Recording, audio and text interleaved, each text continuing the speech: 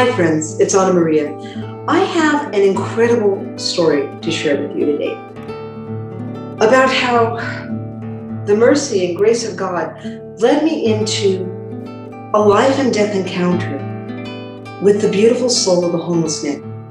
And it was an encounter that changed my perspective entirely on a number of things. On the delivery of emergency medical care in our country, on the crisis we face with a drug called fentanyl, on the nature of the war we're all in. That is a war between the forces of good and evil. It's a spiritual war. And finally, about what you and I, what normal people like us, can do to help win this war.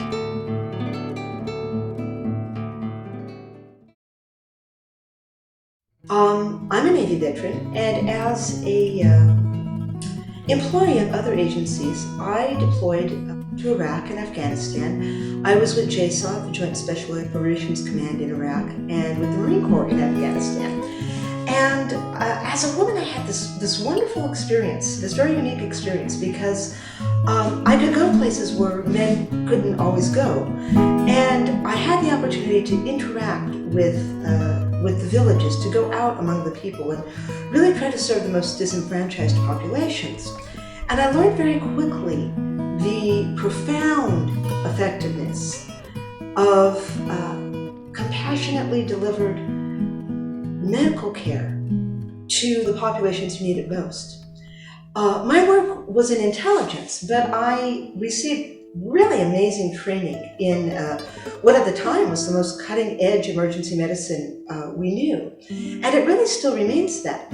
I developed a passion for that, so much to the point that just this last month, I went back to North American Rescue, who had trained me to begin with, and sought to refresh my training and actually get a license to volunteer as an EMT, because I love that work.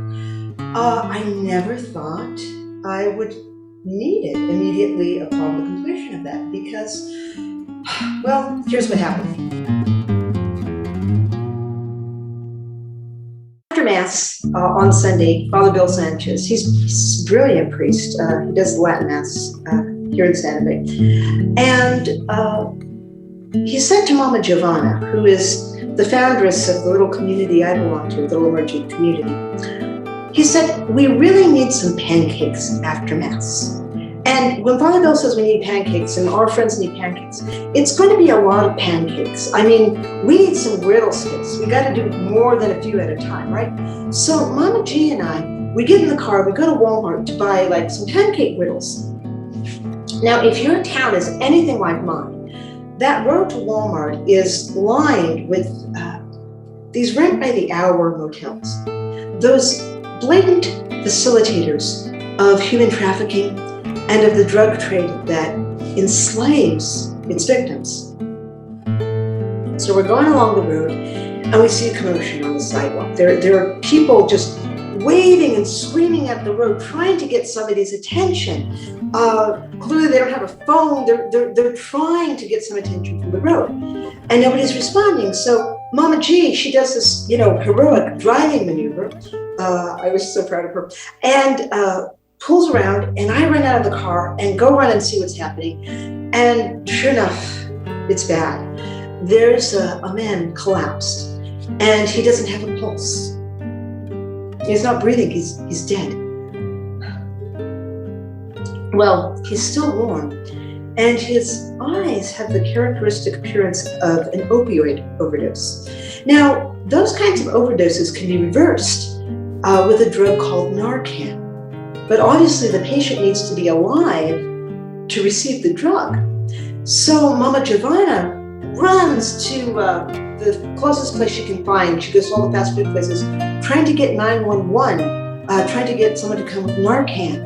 And I begin CPR on the gentleman. And to the tearful joy and relief of his friends who were holding his wrist and begging for his life, he resumed a pulse. And he still wasn't breathing. So I breathed for him until the police came with the Narcan. And they administered the Narcan, and he revived. He came back. In my hands, I had the extraordinary privilege, the utter blessing to hold his face as he recovered. And I got to talk to him about Christ's love for his beautiful soul. And it was a scary moment, because there he was on the very teetering edge of his eternity without spiritual care, with my poor words and my mama's good prayers, without a priest.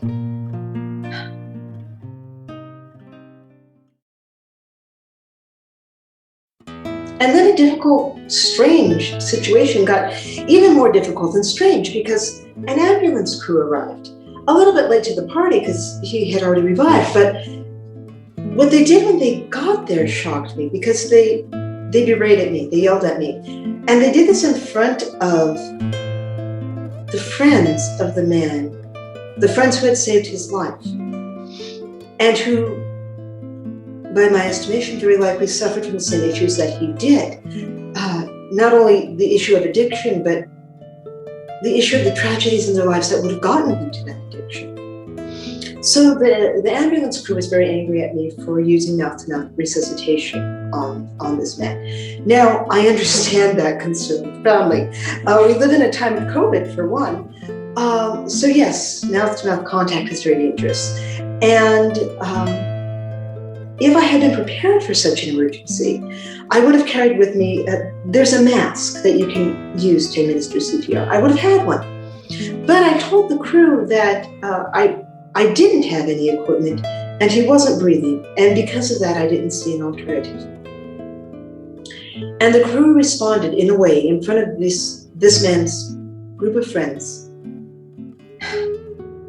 that expressed very clearly that they didn't believe that that man was worth the breath, literally. Now, my friends, watching this, I know you feel differently. I know you know the infinite value of the human soul. You know that that soul is as worthy and deserving of every extension of love, of every second chance we can possibly offer it, just like yours is. But I cannot blame the EMS crew for lacking that particular perspective, because they find themselves in the midst of an endless war. They actually call this war Narcanistan. And it's against this influx of very, very, very, very difficult to combat synthetic opioids that are coming over the borders of our country. Now, you probably know the extent of this kind of addiction. It probably affects more than one person you know. But now we're facing an influx of this drug called fentanyl. Now, fentanyl is dosed in micrograms. That means an error on the level of micrograms could kill a person. The DEA statistics tell us that 1 in 4 tablets of fentanyl contain a lethal dose. 1 in 4.